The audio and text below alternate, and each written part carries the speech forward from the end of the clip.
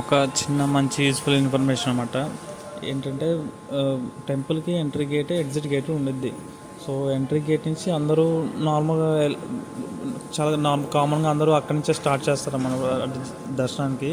So exit gate అని అక్కడ ఒకటి ఉండిద్ది. అక్కడ వెళ్ళి వాళ్ళని అడిగి ఎగ్జిట్ గేట్ వైపు వచ్చి, సో అక్కడ ఇప్పుడు నేను చూపించా కదా, ఒకటి అటువైపు మొబైల్స్ డిపాజిట్, ఇంకా షూస్ డిపాజిట్, దానికి ఆపోజిట్లో బ్యాగ్స్ డిపాజిట్ కూడా ఇచ్చేయచ్చు. ఓకే, ట్రస్టబుల్ బాగానే ఉంచుకున్నారు. 20 రూపీస్ ఛార్జ్ చేస్తారు, కానీ మొబైల్ ఇంకా షూస్ అయితే ఫ్రీయే. సో అక్కడి నుంచి ఎగ్జిట్ గేట్ దగ్గర నుంచి చెకింగ్ కూడా ఉండేది అనమాట.